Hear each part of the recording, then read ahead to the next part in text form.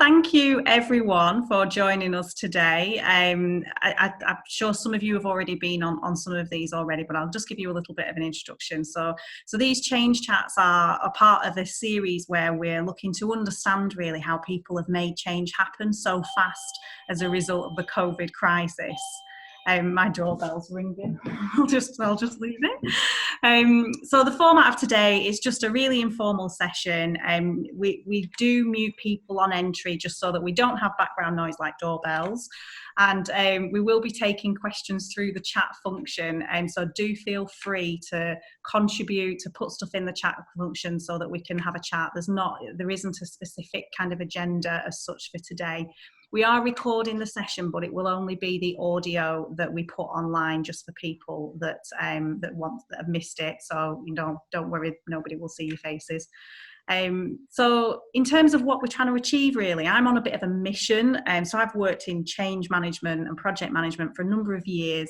And I think that in large organizations, we've sort of accepted that change takes a very long time to make happen. And actually what's happened recently is it's been proven to us that it can happen very, very quickly under certain conditions. And I think it's really important that we capture as much learning as we can from that, and that we try not to go back to the old world where we just accept it takes an awfully long time. What's interesting is when change is done right, amazing things can happen. Things can happen really very quickly and make a huge difference to an organisation. But when it's wrong, it costs a lot of time, it costs a lot of money, and there's an emotional and psychological impact. So I think we've got this unique opportunity at the moment to see how did it happen so quickly. And actually a lot of the changes that have happened are not new. They're not things that we've not been talking about before. And I think remote working is a brilliant example of that. Lots and lots of organisations have been talking about working more flexibly, working more remotely for a long time. And then all of a sudden, because of that context shift, they've managed to make it happen pretty much overnight. So huge thank you for being part of this. And again, huge thank you to our speakers. So we've got a great panel today. So we have Stuart Sugarman, who's Managing Director from Calderdale NHS. I've got a delivery guy. Do you want to just introduce yourselves while I just sort this out? And then I'll just come back to some questions and we'll take it from there. Are you okay to introduce yourself, Carol? Are you all right? Yeah, of course I am. Yeah. So I've met a few of you on the screen before, so I'm a bit old hat at this now. Carol Costello, I'm Director of People and Services from the University of Liverpool. So I've got responsibility for all the HR stuff, which, so some of the nice stuff and some of the horrible stuff. All of the property, which in a university you can imagine is quite a lot, including student accommodation. I've got responsibility for IT and for marketing and communications and alumni. So all of the old past students and building the relationship with them. So a big part of the support services really for the university. Stuart, shall I hand over to you to introduce yourself? Yes, so hi, my name's Stuart Sugarman. I think I'm somebody that likes change. I'm just looking at my career. So I'm a solicitor, started off in the private sector, working for a commercial law firm, and I moved into local government, and that's how I've met some people on this call. I was ultimately Chief Executive at Rosendale Borough Council, and after 10 years, I decided I needed a change, and I moved into the trust, so working for a hospital trust. So I manage similar services to Carol, and I've been there since October 2019. So it's been quite an interesting journey for me. I don't know who I hand over to next. Liz, do you want to introduce yourself? Yeah, good morning everyone. My name's Liz Hardwick. I'm one of the co-founders of Digi Enable. We help businesses be more digitally savvy and visible online. So primarily we're a digital training company. We've been running for over 10 years and we've been helping people with the technology and the processes and the productivity skills for remote working. I was looking back at it earlier on, since probably 2015 on a regular basis. And then obviously COVID happened, and as Lucy said in introductions, it's been very interesting in seeing how quickly things have had to change to move forward. So we've been helping businesses and organisations and large charities as well, helping, amongst other things, figure out how remote working works in terms of the technology and the productivity, and the keeping everyone together digitally, and trying to keep as much elements of the face-to-face as possible online as well. Thanks, Liz. And Natasha? Yeah, good morning everyone, really great to be here. I'm Natasha Chadwick. I run my consultancy Impact People and Change. My background is business psychology, and I've worked for the last 15 years in a variety of different social impact sectors, so employability, criminal justice, local government, charities, all from a perspective of supporting people to manage workplace change, whether that is at an individual level, looking at career change and career transition, whether that's supporting teams going through mergers, for example, or more recently in the last couple of years, worked on large local government transformation programmes. So I guess kind of complement the kind of work that Liz was describing, where I'll go in and support with the behaviour side of the change in terms of introducing new tech or working remotely, or moving into a different office where you've got more of a hot desking approach or more of a kind of remote working space.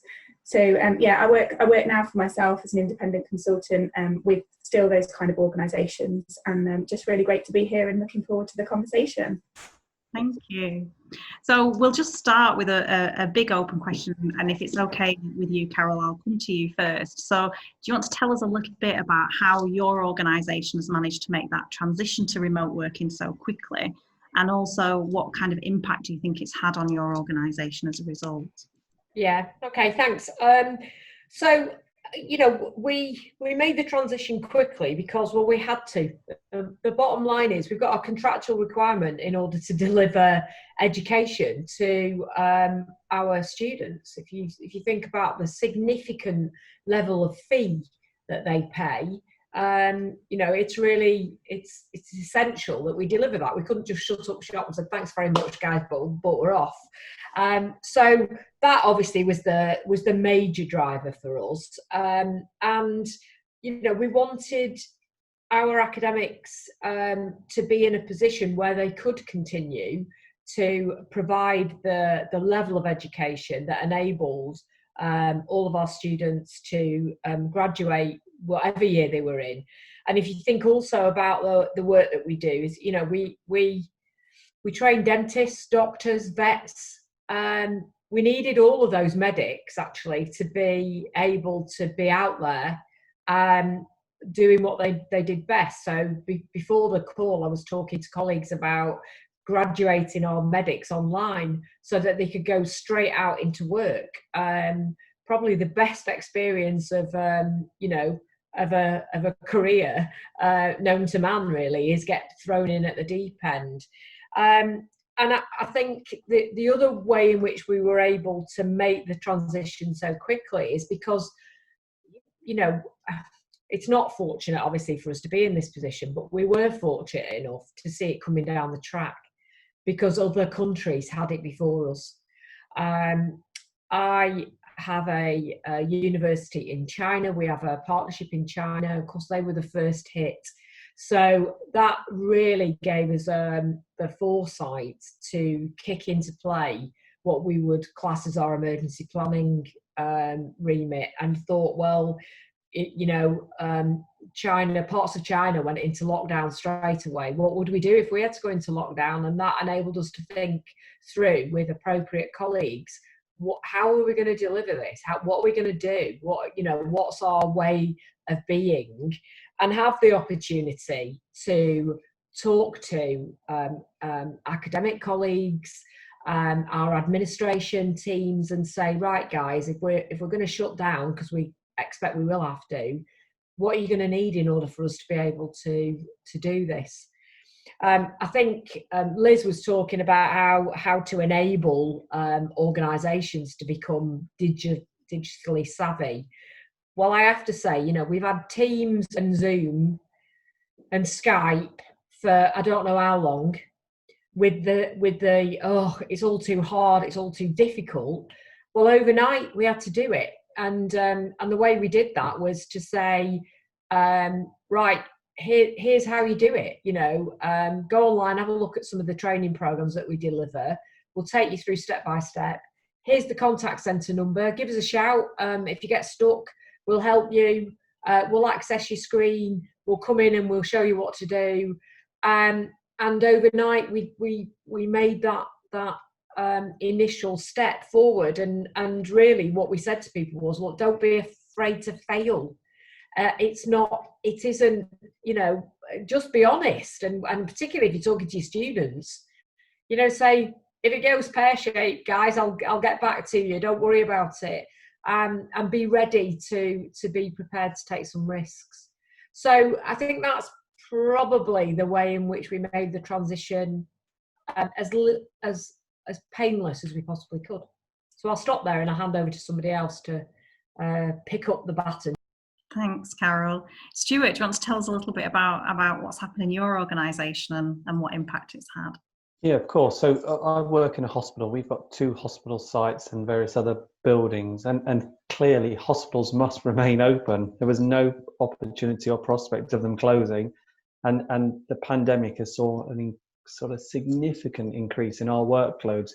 We were having sort of 4-hourly updates, and I was seeing the numbers increasing in terms of people coming in with COVID, and our reaction to that was critical.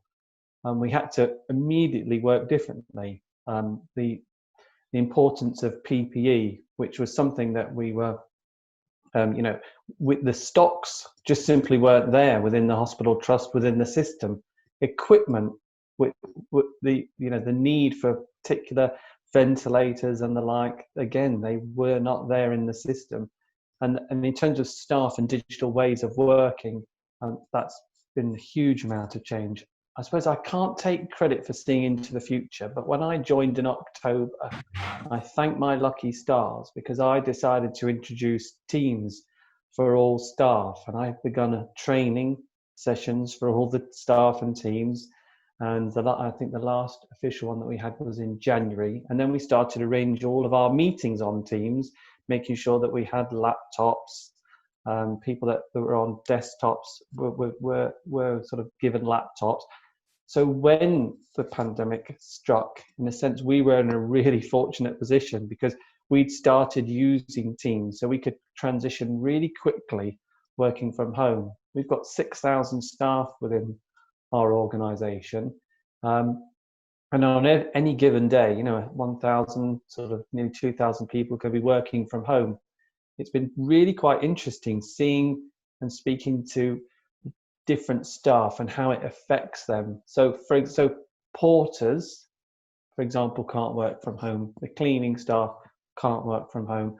But there's lots of back office functions which for years have said we can't work from home, but they have. They've done it very successfully. Clinicians, for example, we did have some concerns about doing some of our outpatient work on Zoom or on Teams digitally, even though the clinicians could work from home. And there were some concerns. Will patients be able to describe or show their particular problem?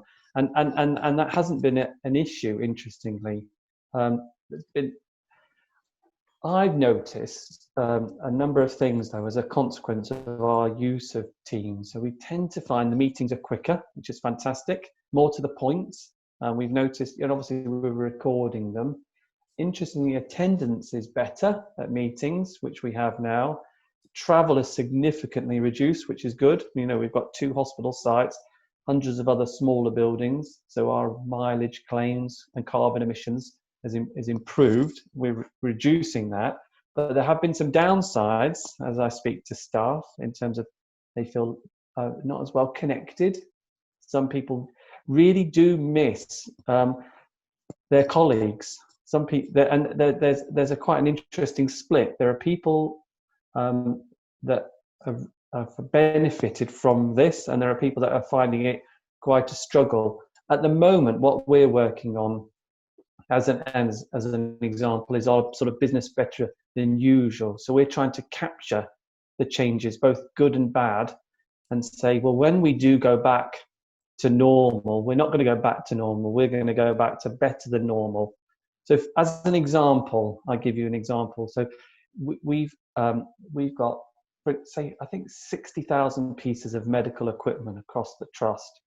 And what we found was a particular piece of medical equipment was needed, and people squirreled them away and hide them because they think, well, I'm going to need this in the future, so I'll put it away. But during the pandemic, it was vital that we knew where all our pieces of medical equipment were, and that we could put them in the right place at the right time. So we introduced a digital tracking system.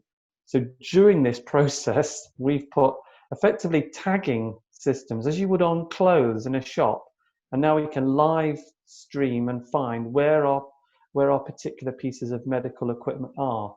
We concentrated on 5 which were needed for the COVID pandemic, 5 pieces of equipment, which was actually thousands of different pieces, but 5 types of equipment. And that's sort of another interesting example of sort of the business better than usual and how that will help us going on in the future. I suppose I could always talk at some point in the future about our reconfiguration. So we've got money from central government to do a hospital reconfiguration, and now is a fantastic opportunity for us to have a pause, stop moment, and look at what we need to do, because things are inevitably going to change. Will people still come to the hospital? Will we continue to have less staff at work? Can we have more digital patients and doing a lot of that online? Even things like selling surplus land, which I don't think we're necessarily going to need.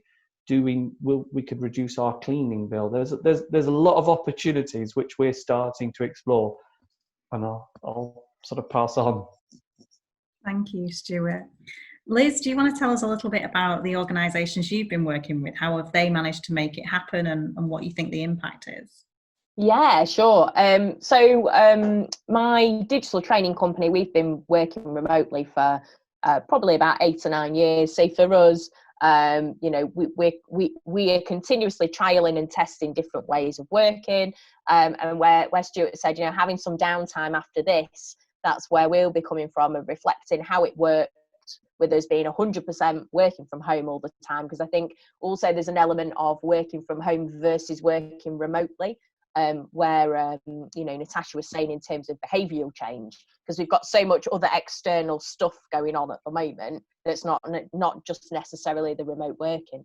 So we've been quite fortunate in sort of our setup and the way that we work. So that's been kind of quite a comfort for me, because I like to be organised. I don't like change at all. Exact opposite of Stuart. I like everything to be organised and yeah, change for me. I've very much leaned into my processes to make sure that we continue to operate at full steam. So for the clients we've worked with, as I mentioned, we've probably working to support remote and flexible working teams for probably about 5 or 6 years regularly.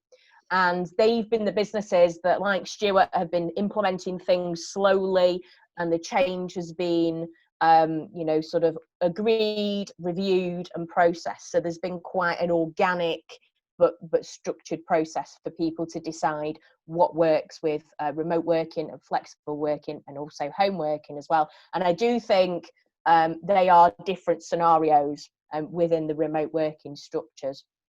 And then from COVID lockdown, I think we saw a couple of days in, businesses start to say to us that clients we've worked with before who know what we do. Okay, so we've got something in place. How do we refine that so that everyone is playing the same game? And similar to what Carol said, actually, making sure everyone's got the right skill.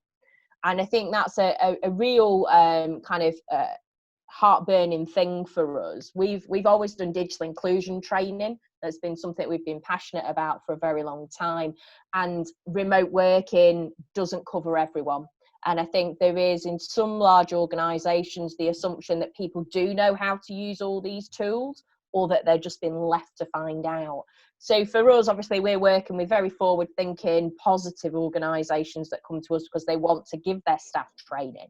But on the digital inclusion front, the new Lloyd's review, the 2020 Digital Inclusion Review, just came out a couple of weeks ago. 7% of our workforce don't have the digital skills to be in the workforce, yet they're currently in it. So we've got these people that are struggling. And so for me, it's how do we support those people? And then everything seems to tick along with a bit of training. I'll obviously advocate training for the technology side of things, but being supported with external organisations or other parts of the organisation that are really expert in the behavioural change, in the technology change. We've seen that those organisations that have embraced that change and been quite positive thinking about it have really succeeded. And where those maybe smaller businesses that we work with that have furloughed quite a few of their staff, they're now starting to bring people back into the workforce, and they've got a remote working sort of issue in themselves because they're starting to have to think right from the very beginning of where most of us were sort of 3 or 4 months ago. So there's lots of people at that different change curve of where in the process they are. And then I was talking to a lady the other day, just to add into the conversation, where she found that the clients that she was working, which were large global corporates, were actually still stuck in the fear stage of not knowing what to do and not being able to be agile enough to respond very quickly to what the problems were and how to sort of work on the fly in a way. So I think I've personally seen lots of different businesses at different stages, but the ones that are now flourishing even through this current lockdown are the ones that have had that positive mindset and that have taken advice from internally within their group, then also external sort of support networks as well. Thank you, Liz. And Natasha, do you want to tell us a little bit about the work you've been doing with organisations around remote working? Yeah, absolutely. So would recognise the kind of challenges and opportunities that all of the other speakers have already acknowledged. I think that if I kind of use a case study specifically of a large borough council that I've been working with, they are delivering critical public services. So a bit like what Stuart was saying, the hospital can't close. As Carol said, the delivery of education online is contractual with the students and all of that. So, local government have not only needed to continue to deliver vital public services, but they've also had to ready themselves and deliver new services and increased demand and really support vulnerable people during this lockdown practically overnight. And the organisation that I've worked with, they were doing that on the backdrop of probably quite traditional ways of working, perhaps not being used to engaging with each other through video calls, for example, perhaps being more used to kind of sitting side by side and managers knowing what was going on with their people and having that kind of sense of performance management by seeing them in person. We recognised quite quickly that clearly couldn't change if they were going to continue to deliver their really great services and respond to the increased demand that they've got to support. And so we did a little bit of work together around, well, what are the skills that you need to work effectively remotely from a digital perspective? So similar to kind of what Liz was saying.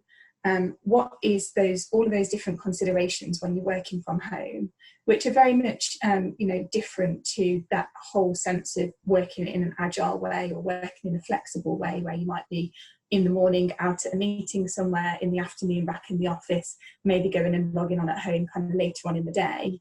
The reality is we're working at home in difficult situations here, and we've got children around us, we've got caring responsibilities, we've got not necessarily the right working environment that we would want to have, and those are unusual challenges. So this is not remote working in the kind of traditional sense, if you like.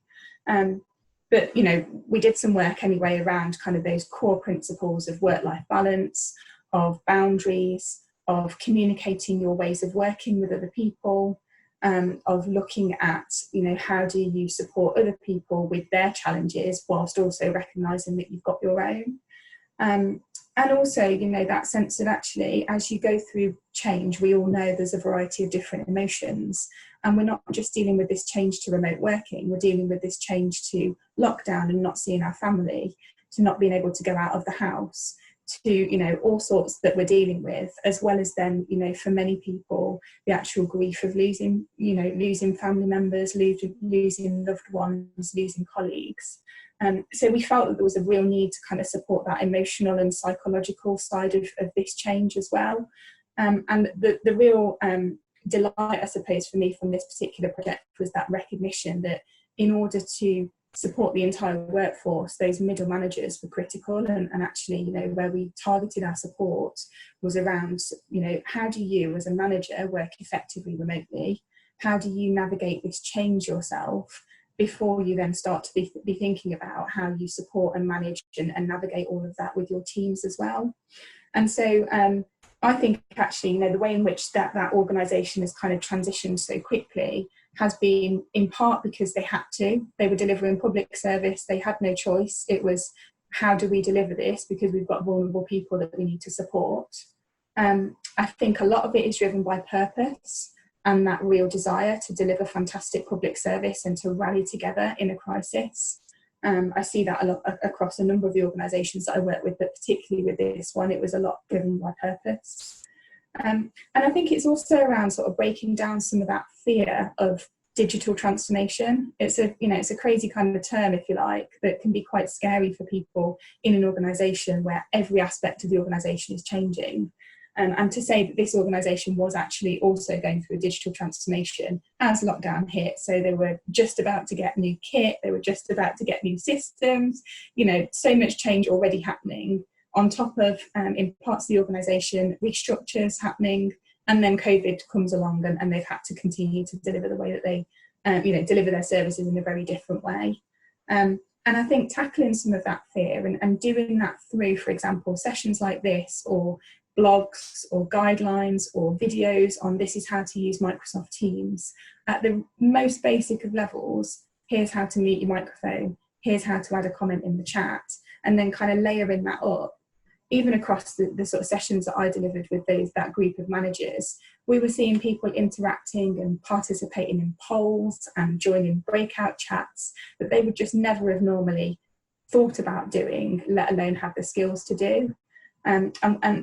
So I think providing them with the opportunity, that kind of dedicated space to develop their skills and confidence in the digital side and in the behavioural side, and learning as you go, that was one of the really great kind of successes for me in that particular piece of work.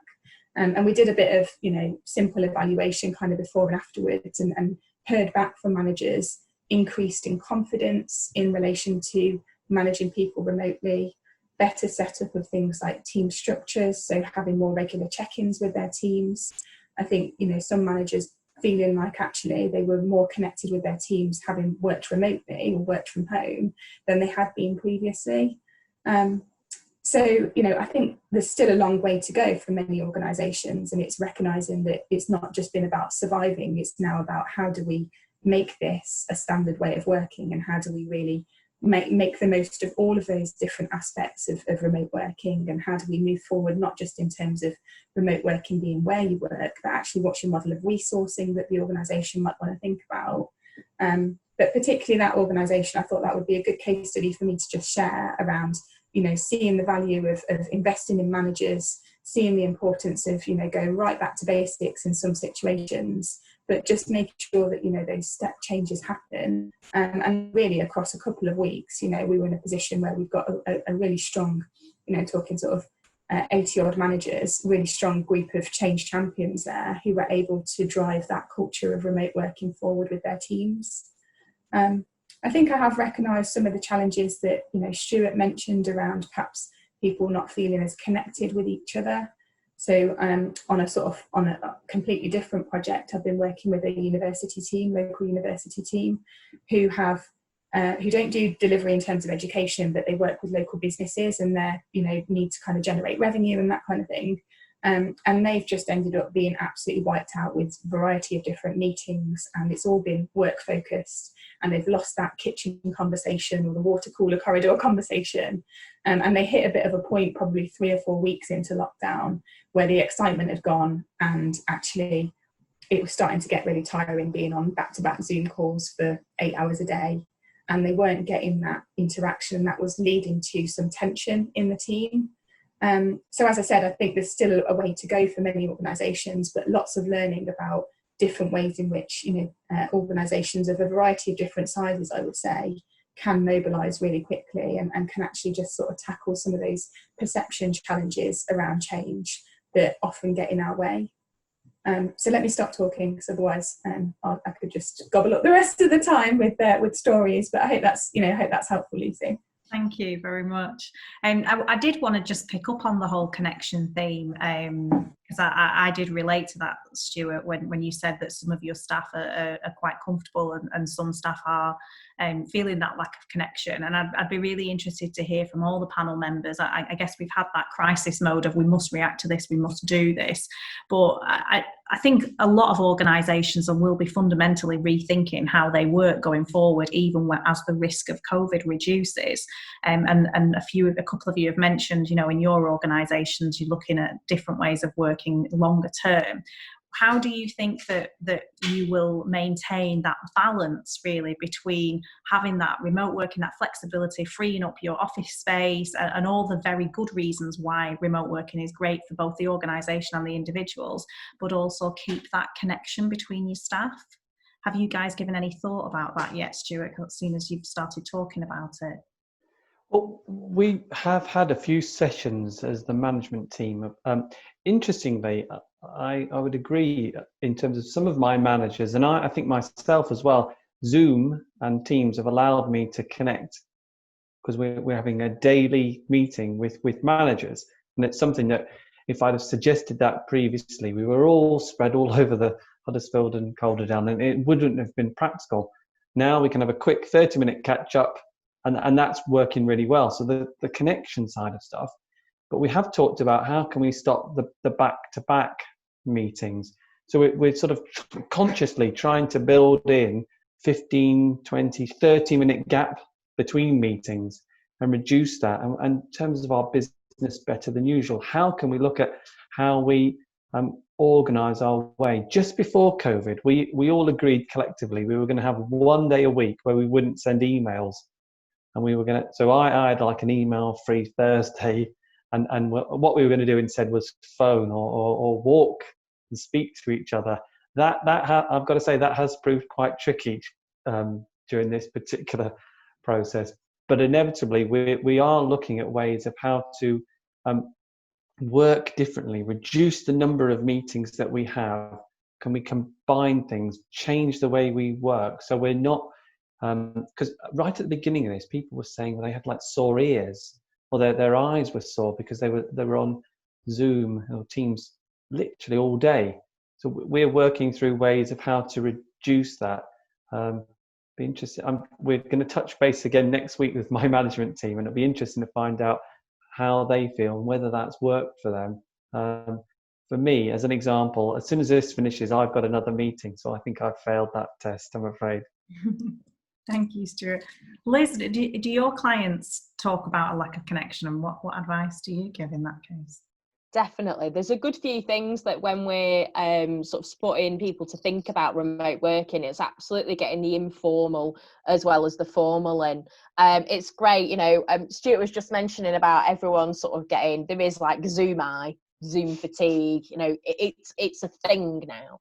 And also I think there is this fun newness to Zoom and MS Teams and all the video calling, and we can see each other. But then it's really going back to basics and thinking about what is the tool for the right job. Because actually it's quite novel to have a phone call conversation with someone now. But that, if your eyes are hurting and it's only a one-to-one scenario that you're having a conversation, does it need to be on Zoom? Or can you have a phone call that means that you're not staring at your screen all day, but actually you're stepping away and you could maybe move around, have a headset, do some walking, actually get out and do and maybe an outdoor walk while you're having the phone call with someone. So it's thinking about going back to the basics of what is the tool for the right job. And I love Stuart's no email day. I absolutely adore that. We do a lot of training with organisations around email etiquette and email policies to say, when is it appropriate to send an email? In what situation do we use an email versus a chat on MS Teams versus a WhatsApp group, that, and having an understanding that there is a structure of how you communicate. And I think when it comes to like sort of emergency situations, everyone defaults to email, which isn't necessarily helpful for everyone that's then CC'd into it. So we help around the sort of email side of things. Some stats for you. On average, we get 36 days a year writing emails, and we receive on average 200 emails a day. So that in itself, if we can reduce the amount of emails, by actually talking to a human being, obviously during lockdown we might not be able to do that, but that sort of ethos of let's try things differently, let's do face-to-face is great, and video face-to-face is great if there's no face-to-face in the real world available, but it's kind of how we manage those things. And in terms of buffer time, we train people in terms of calendar management as well, so making sure you do have the time to reflect, and also if other people are booking things in your calendars, if you're having an hour meeting, making it an hour 15 appointment, so you've got a bit of buffer time within that. So there's loads of technology sort of strategies that you can really kind of help with that conversation. But going back to the sort of informal thing, Tracy put in the chat before around things like Wellness Wednesdays, Friday just to chat. I think it's really important to slot those things in,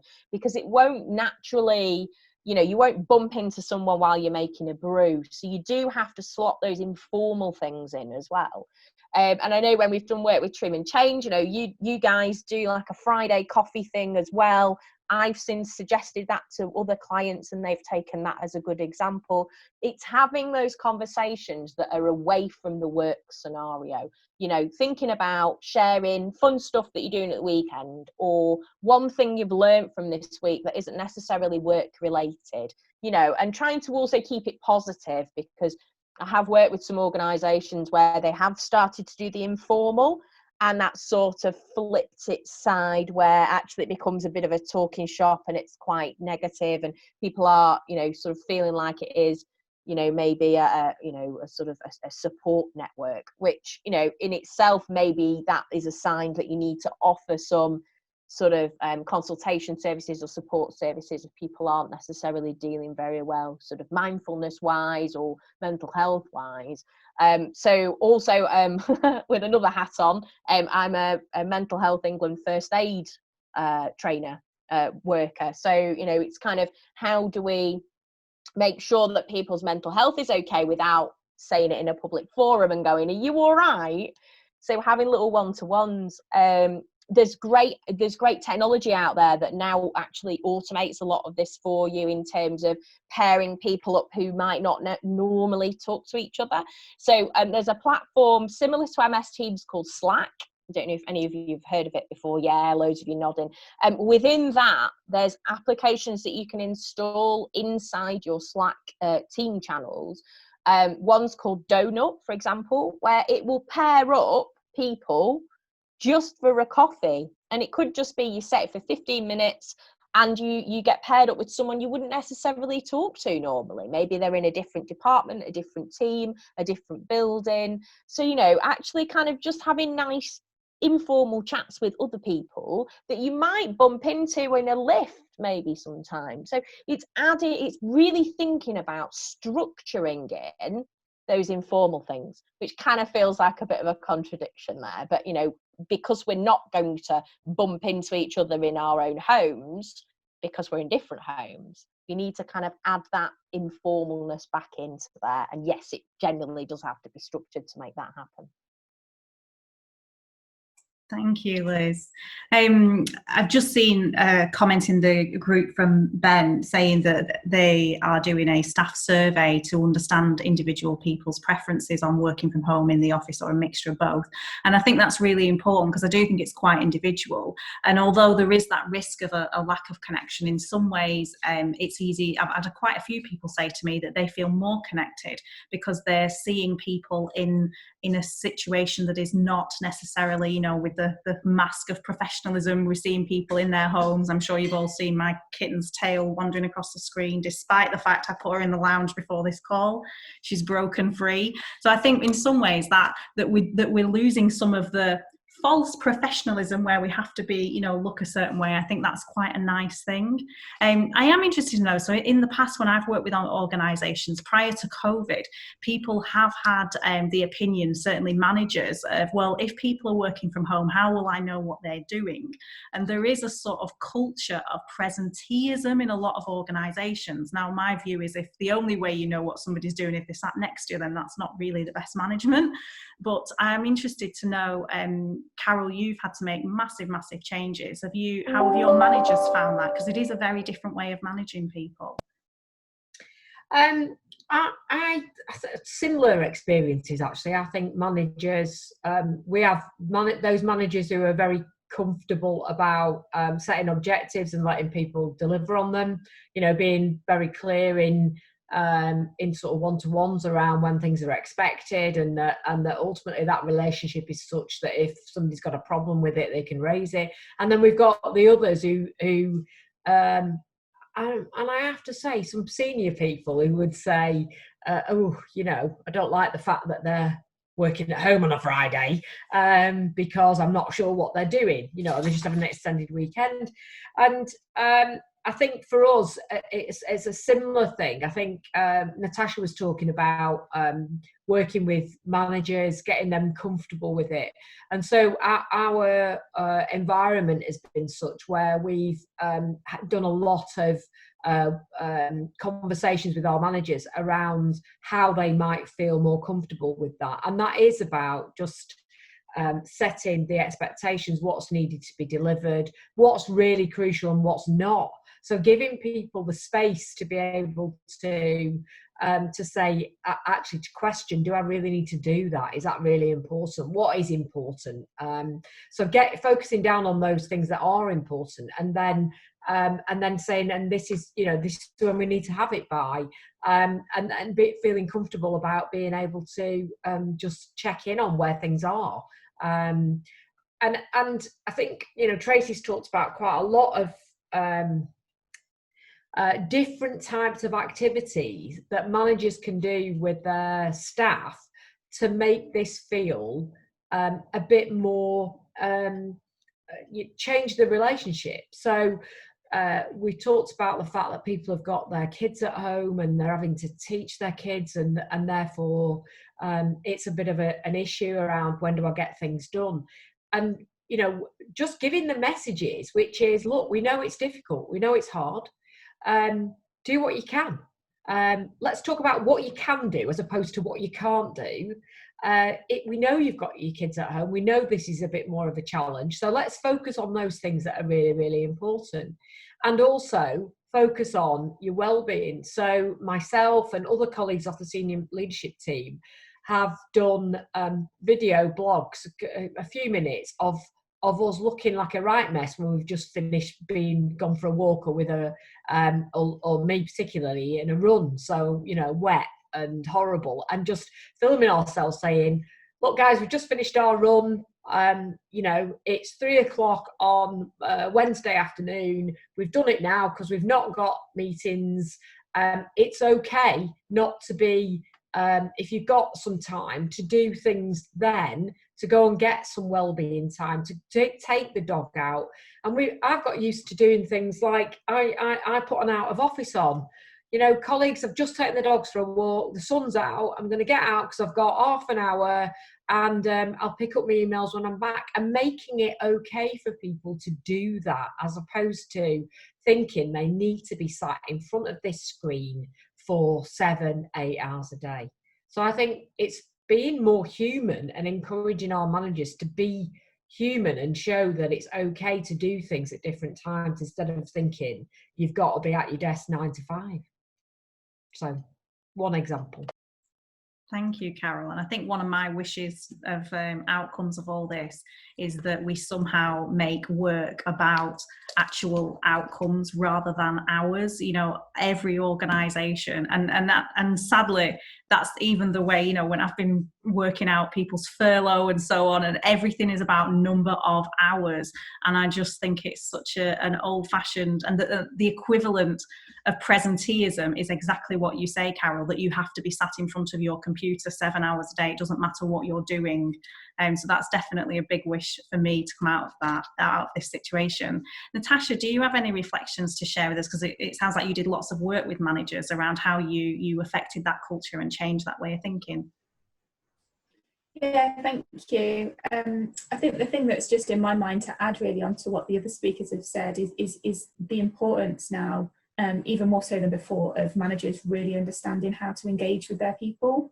Really understanding what is each person in my team, what is their current situation, and how do I support them through that. So I think there was a comment in the chat specifically around how do we support vulnerable people, or that for those where perhaps the home isn't a safe environment, maybe at risk of things like domestic violence.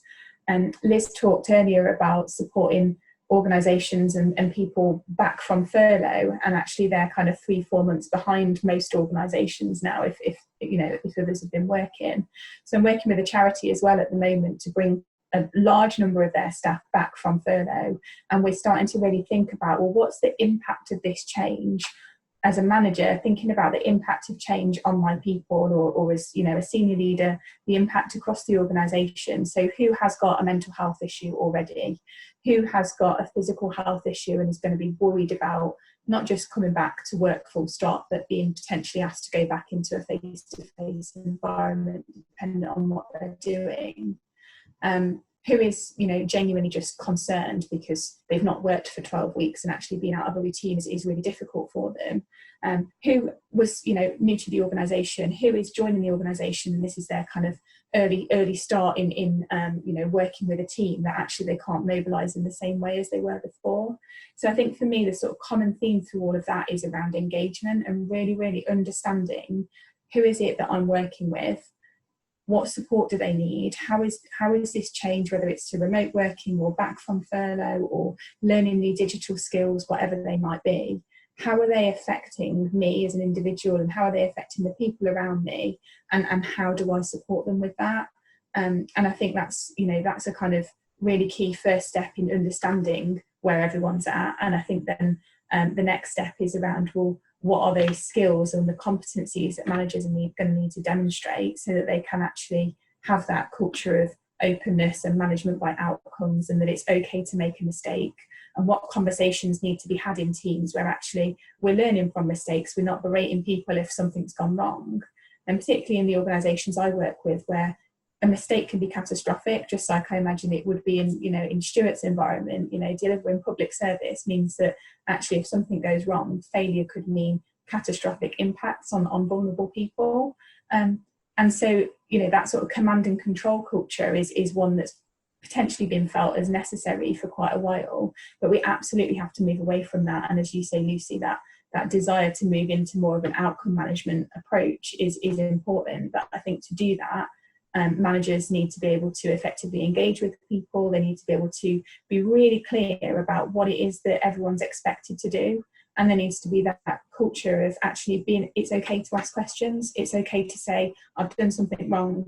What do I need to do differently? Can I get some feedback on that? So I think there's a huge sort of piece in terms of sort of next steps, which supports all of the great digital stuff that Liz was talking about, and, you know, choosing the different channels for the different types of engagement that you want to have. And it has to be supported with that people aspect of making sure that, you know, we know how to support the different groups of people, and you know, across the organisation, not just with people on the ground, but, you know, senior leaders supporting their managers. What does the chief exec need to do and change to role model that behaviour? So yeah, those are some of the things that I was sort of thinking from an engagement point of view. Thank you, Natasha. Stuart, do you have any reflections on the whole management issue?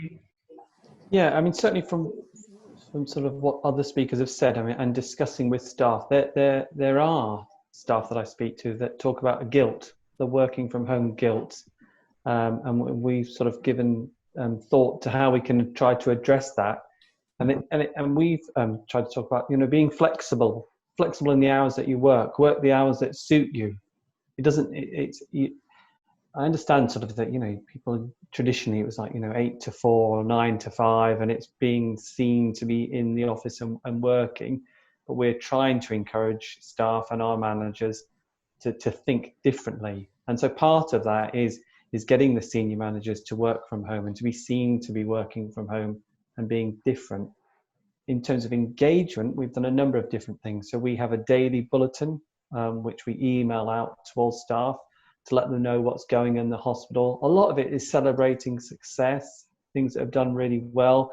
We get pictures and video clips, trying to make people still part of it. Because it's an interesting dynamic, the hospital, because there are still huge numbers of people that are actually at the hospital and have to be at the hospital. And there's no way around that. But then there's a significant body of people that were always there, but they don't have to be there now. And we're actually saying, well, don't come in, work from home, work differently. So we also have a daily video blog, which the senior management team, each member does a different video blog every day. We actually work differently as an organisation. So we've got what's called an incident management team. So it's an inner core of senior managers, and then there's an outer core. So the inner core sort of look at are fundamentally looking at the running of the hospital on a day-to-day basis. So we're looking at risks, incidents, things that have gone wrong, things that have gone well, looking at equipment. Do we have enough? Where is it? Looking at, do we have the right amount of PPE? If not, how do we source it? And then there's an outer core that are looking at sort of bigger, so sometimes more ethical issues. And so that's a significant change. And then another thing that we've done is we've done a sort of changes our daily, our appraisal system this year. It's a lot less formal, more about how we're coping, and that'll be interesting to see the results of our appraisal and how that's working. And I suppose, and then finally, we just have to recognise this is tricky. We're learning. We have to listen to our staff, keep in and understand them. So we're doing a well-being survey, and as a consequence of that well-being survey, we've got sort of key triggers in there. And if people hit one of those triggers, we've got our occupational therapy and human resources team phoning up members of our staff to ask them how they're coping. Is there anything that we can do to support them in their work? So we're going through that survey now. I mean, we've got 6,000 staff, so it's taken a bit of time, but quite a few thousand people have already had that survey and have had calls from occupational health who just understand how their mental health and well-being is, and how they're affected, and how we as an organisation can help them. Thank you, Stuart. So we are almost out of time, and actually we are due to book another round of these talks, and I do think we probably need maybe 90 minutes instead of 1 hour, because every single one I feel like we've had to cut short. Thank you so much to everybody for taking part. I think there's been some great wisdom. They're making it happen so quickly because we had to. Don't be afraid to fail. Understanding the difference between different people and that kind of mix, that for some people this works really well, for some people it doesn't. Tackling that lack of connection in informal ways, and love some of those ideas around walking meetings and just perhaps not being glued to the screen all day, and trying to move towards that sort of outcome focused. I mean, we do have a saying, I have a saying with my team where I say we might charge for our time, but they're paying for our brain. And I kind of feel like we need to move to that model where we're buying people's brains, we're not buying their hours. That would be a great change. But thank you so much to everybody for taking part. We are going to keep in touch. We're going to send a feedback form out to everybody, whether it's speakers or attendees, to just kind of get a feel for what people want to talk about. We're in the process of trying to arrange some more of these sessions. We want to do things around comms, around HR, around resilience, pulling teams together. And if there are any ideas of things that people would really like us to cover, just a panel conversation like this on a specific team, please do let us know what your ideas are. You can follow us on social media, and we'll get emails out to everybody as soon as we've got some more sessions booked in. Thank you again. Any final words from any of our speakers? Stuart, I know you've got another meeting, so you may have to rush off. I've already sent a message on Teams to say I'm going to be late. What's happened to your book, Stuart? Not today, I failed. I'm sure. Thank you, everyone, for being part of this. Thank you. Nice to meet you all. Thanks, Great everyone. to see you all. Bye. Cheers. Bye.